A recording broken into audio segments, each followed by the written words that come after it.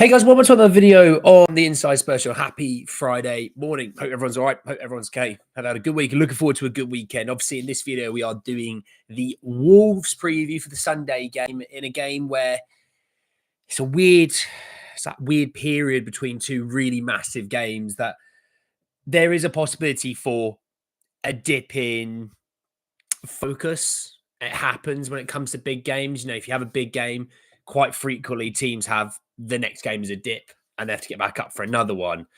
So we were talking about the game. We were talking about a Wolves team that are in quite good form. Actually, you'll be surprised when I give you some of these stats. You'll be really shocked by how much they are actually in form at the moment. It will show you how bad their start to the season was, and it will show you how good they've been under the new manager. So we're talking about that. Obviously, we'll be looking slightly ahead as well to the Frankfurt game, because when we discuss sort of the team selection, it'll be sort of in regards to looking towards Thursday.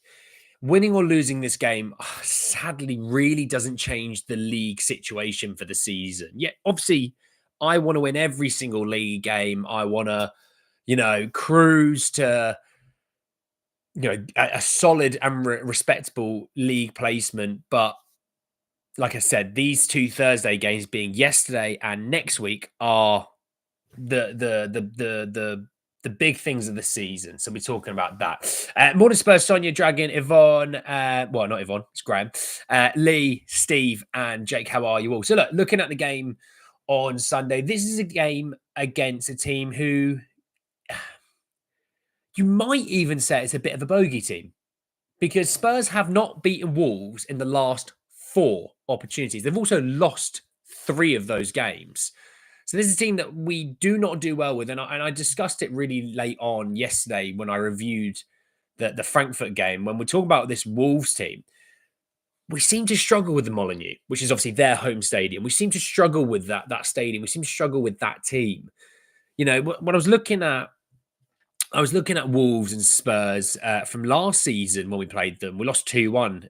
It was the 11th of November. I remember watching that game and I was like, we really didn't create all that much. Obviously, we scored in the 3rd minute. Johnson scored, but we didn't really create much all game. And obviously, we conceded 2 in the space of 7 minutes in injury time. Looking at the stats, we had 6 shots, 2 on target. They had 17 and 4. We had 59% possession. They had 11 corners to our 3. Ironically, in the end, you'd probably say they did deserve it. I was looking at the team as well. You had Vic in goal. You had Emerson at left back, Porros at right back. You had Davies and Dyer. Your midfield 3 was Højbjerg, Bissouma, and Sarr. And then your front 3 was Johnson, Son, and Kulusevski.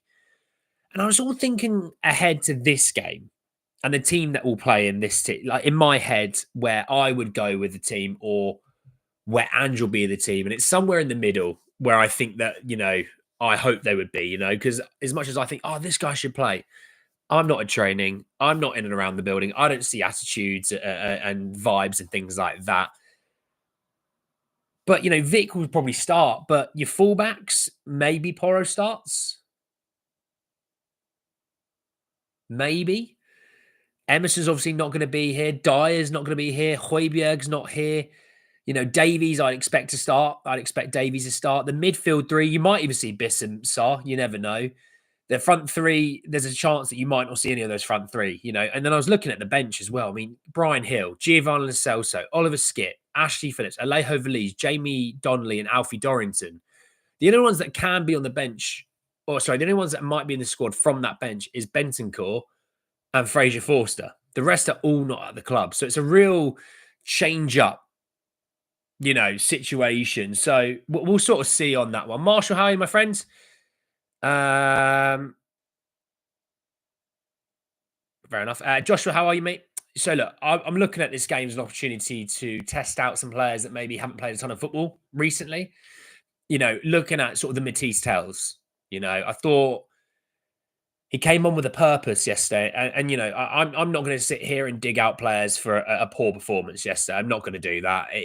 Yesterday's yesterday. We're looking forward to Sunday. I think it's a great opportunity for Matisse Tell to show us what he's all about. I think a lot of people have sort of written him off. A lot of people are over-egging him. And I'm somewhere in the between, give him to the end of the season, see what he's got. He's still got another sort of 6 weeks for the rest of the season at least. So let's see what he's got towards then. But I want to see that. Odegaard, he supposedly had a scan on his hamstring. They said he might not be okay to be in the squad yesterday, then it was in the squad. So I don't really know what's going on there. I think from Ange's presser, we'll hear a lot more. I think we'll hear a lot more. But, are you going to have a situation where do they change the full front three? It was Son, Solanke, and Jono. Do they change the full front three? Do they go with a Matisse, Tell, Richarlison, Odegaard front three? Do they go with, maybe Mikey Moore gets minutes? Maybe Dane Scarlett. You know what I mean? It's like, what are they going to do with that front three? Because yesterday, I don't think it worked. But also, I would look at least two of them being Son and Solanke saying, look, if you want them to play next Thursday, then you need to try and get them some rest. It'd be great if you can say at least one of them, you're going to get a week off leading into that game. You're going to come into that game fresh. You're going to come into that game ready to go. I don't know. I hope Richarlison is at least good enough to give you at least half an hour. That's all. That's quite sad actually thinking about it. That I'm just really, really hopeful that a player can give me at least half an hour without getting injured. It's a real worrying situation in regard, and I know some, he has just come back from injury, but this is every single time that I'm just praying that he can give me 15, 20, half an hour. So hopefully he can. You might play Solanke for 60 minutes, but I'm hooking him. Even if it's 1-0 up or 2-0 down or 3-2, whatever, I'm hooking him. I don't care. I do not care. If Richarlison cannot give me at least 20 minutes on Sunday, then we've got a real problem. And that's a problem. That's an area that, look, right now you have to sit there and say that we have to work on in the summer. We all like Richie. We think he's a good guy. We think he's probably a decent player. But, if the guy can, if the guy can't stay fit, then what are we doing? We already have injury issues in the squad quite frequently through the season. Could do with some durability at some point, and it not being 18 and 19-year-olds, So for me, if I look at my team that I would play on Sunday, Vic, Porro, Spence, Davies, maybe Romero, although I don't really want to play Romero because I am a bit wary that he's played a lot of football in the last he'll end up playing 5 games in the space of 3 weeks, which for a guy who's had a long time out injured this season, it's not ideal. I don't think we'll see Big Kev Danso yet. Give you an update, by the way, on Kulusevski. Supposedly, Kulu will hopefully be in the squad for Frankfurt next week. They don't think he'll be able to start, but he should be able to be on the bench at least, which is massive. Massive. He's been the best player this season. If you could bring your best player on for at least half an hour, you just never know. The guy's a creative, machine, right wing, centre mid. It doesn't matter. He'll give you something, So that's great. That's a real massive change up. They're getting Kevin Trapp back. We're getting back Dejan Kulusevski. That's not a bad little combo for either team. That. But yeah, that'll be my midfield is a question. My midfield is a good question because Maddison played 77 minutes. I saw people saying, "Oh, he gave it away so much." It's kind of what playmakers do. They try things. It doesn't always work. It's what makes Kevin De Bruyne really, really special. He might put 10 crosses into the box. 3 of them are absolute crap. 2 of them are half decent. 3 of them are good balls in, and 2 of them are absolutely incredible. That's what they do. You think of any I mean, Christian Eriksen used to give the ball away. It's kind of what they do. They try things. It's why they're playmakers, But I don't think we'll see Maddison. Oh, will we actually thinking about it? That's a good. I tell you what, I'll come back to that one. I think you'll see Sarr start. I think they'll rotate. I think rotate Bergval out. Sarr will start. Will he go a Bissouma route? Will he go an Archie Gray route in sort of the number 6 role? I don't think he'll go Bentancur. Bentancur's in good form. And, again, after yesterday, he really has he's starting to hit a stride now, which we've all been clamoring for, and we're finally getting it. But I don't think it's worth running him into the ground. Look, 60 minutes, maybe. You do not run him into the ground. You need Thursday, he needs to be at it. Because also, don't forget, with the second leg, we are also flying to Germany. You've got to take into account that as well. As much rest as we can give certain players, we need to give them. I'm looking at Destiny Doggy and saying, you, my friend, you will not be playing in this game. You got cramp after 75, 80 minutes. I don't want to see him. I don't want to see Destiny Doggy play unless he has to. Like, he's on the bench. I do not want to see him, though, because he was magnificent yesterday. Don't care if you like Destiny or not. Fact is, he was magnificent yesterday. I need that again. And the reason I think we got that is because he had a week off. He didn't play against Southampton. So rest him again. I think he'll use Bissouma Sarr. Tell you what, I could absolutely see Gray Bissouma Sarr. I could see that being a midfield three. No creativity. Praying that Tell or an Odebear can create magic for you. But I could see that being a midfield three. And maybe then you bring on Maddison for half an hour sort of thing, or you bring Bergvall on for half an hour. I could probably get on board with that thinking. But I'd expect Pape to start for sure. He's been the guy that's come off the bench the first of all the midfielders every single time. I think he starts. And then the attack, it's Tell will start. Will he start a striker or will he start a wing?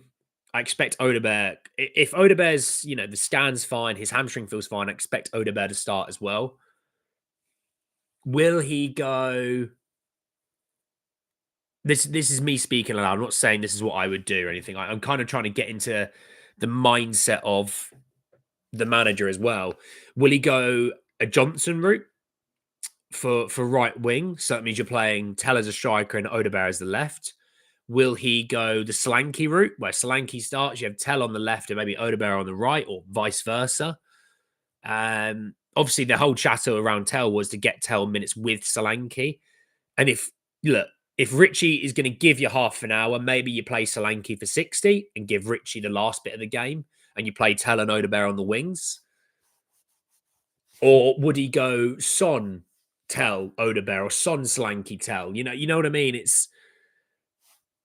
I'm sort of thinking out loud, what are the options that he might go for? He might go for Mikey, but, we haven't really seen Mikey too much recently.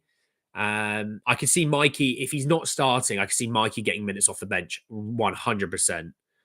That's why I'm talking about like Archie Gray in the midfield. Even though you could say Archie Gray at centre-back, the fact that that's even still a thing is it just shows how knackered our centre-back area is at all times. I was just thinking, Gray, Bissouma and Sarr in the midfield could be the play.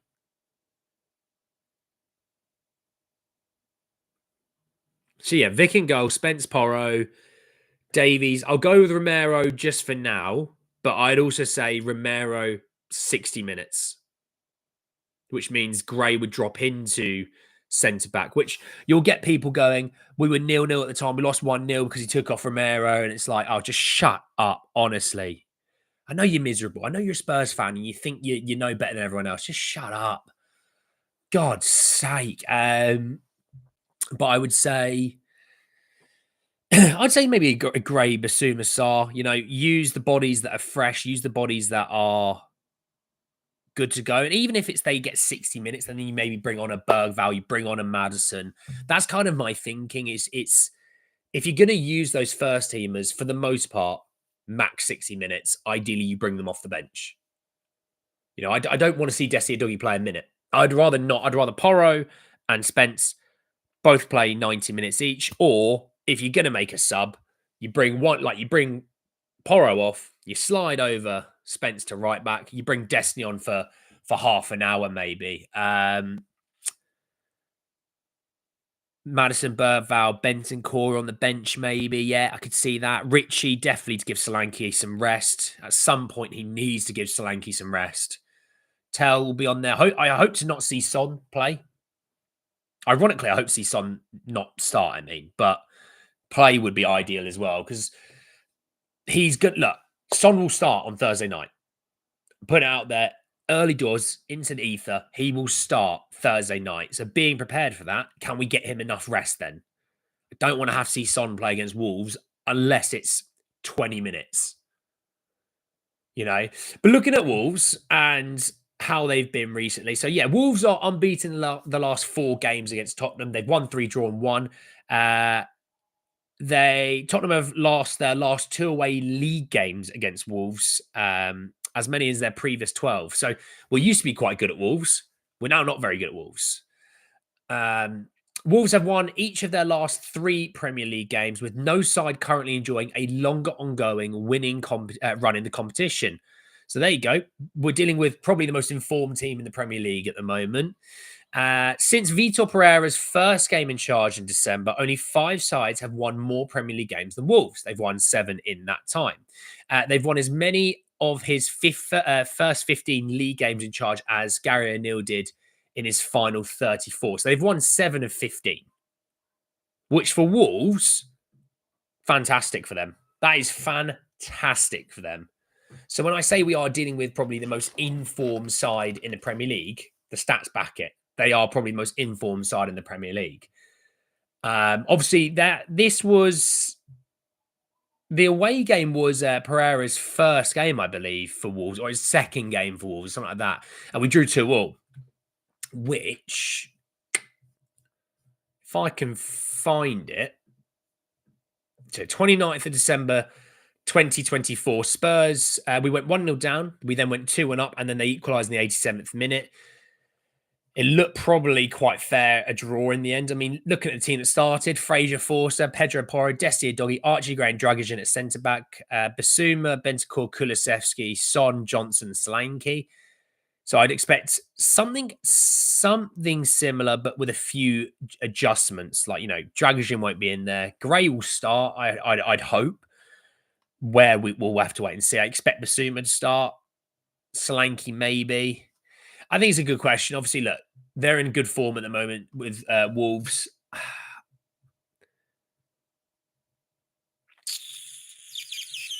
Part of me thinks this could be a loss.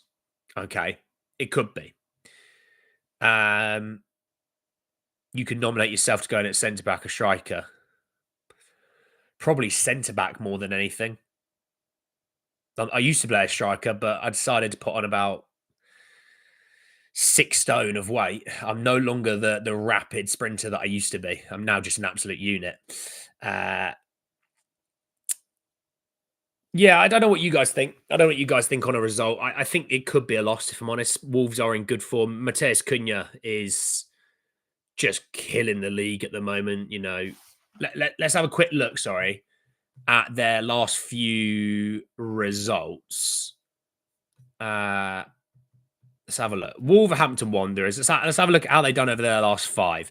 So they won away to Ipswich last weekend. They then beat West Ham at home before that. Won away to Wolves. Drew with Everton at home.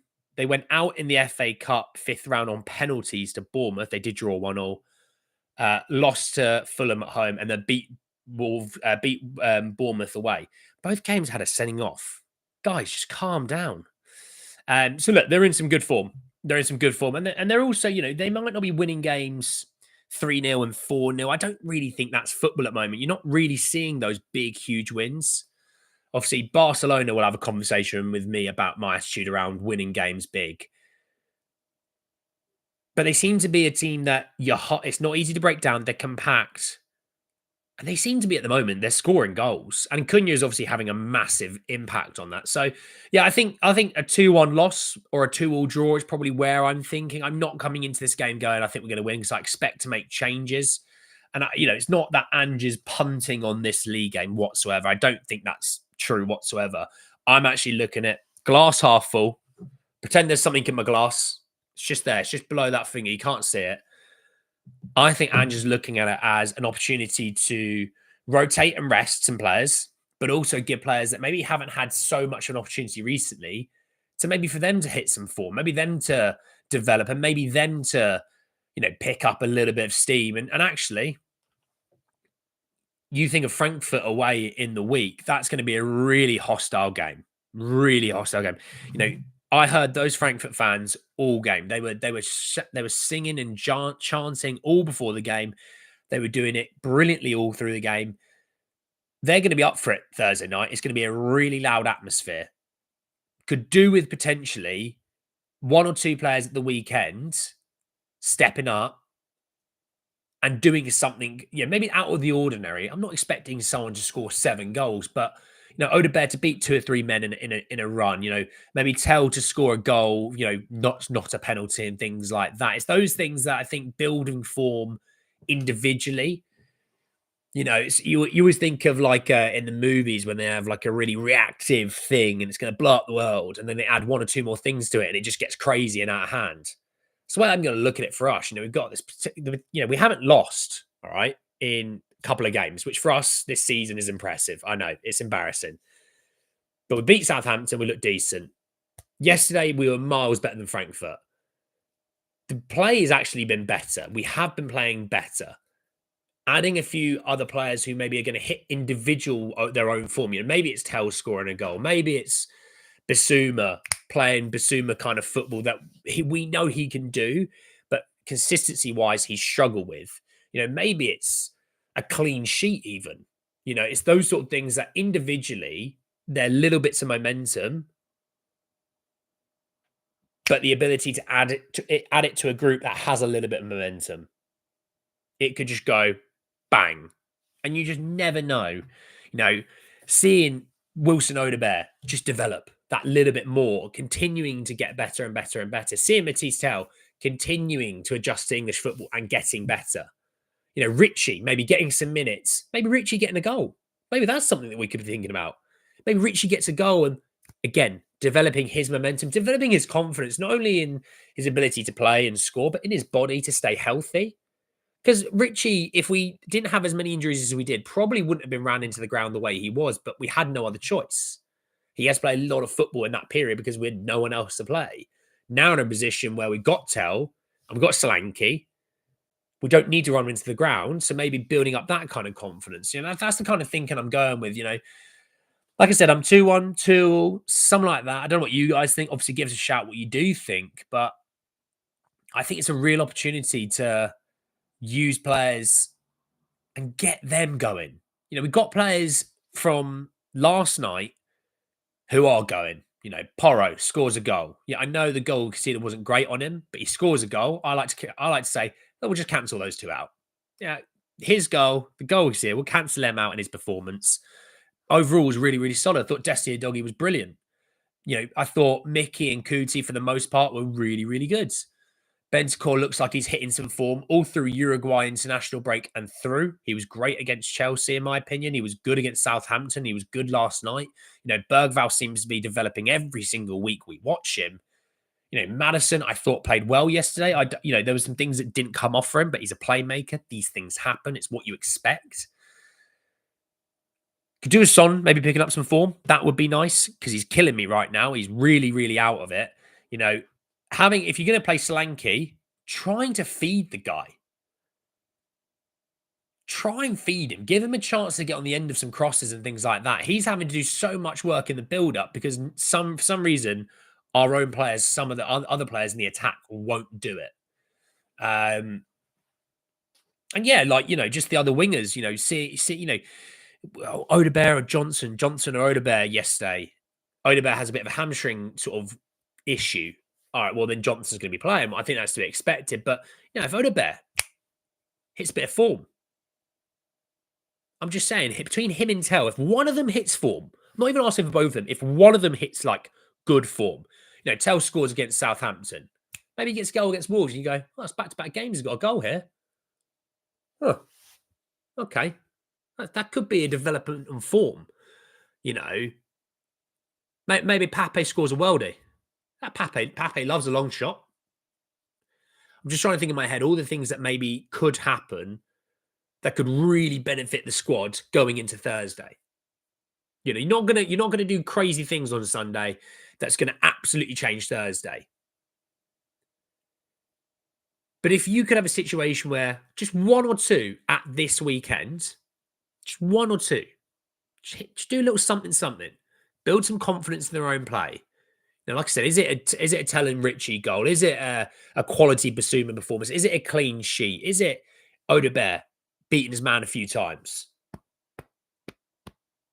That could be massive on Thursday because look, they may not even start those players that had a really good solid performance on Sunday. But then they're coming off the bench going, I played really well against Wolves. I want to continue. I want to get my spot back. It's infectious. You know what I mean? Caleb, mate, how are you? Sean, how are my friends? Couple of 2-0 wins for us coming up. Ooh, could be good, Sean. Could be good.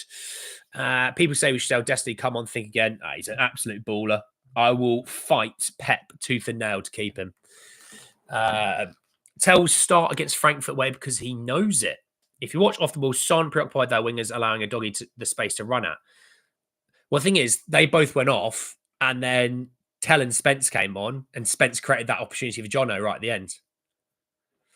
We were having success down that side. I mean, no offense, the right back is on loan from Leeds. The centre back used to play at Leeds, and they got relegated.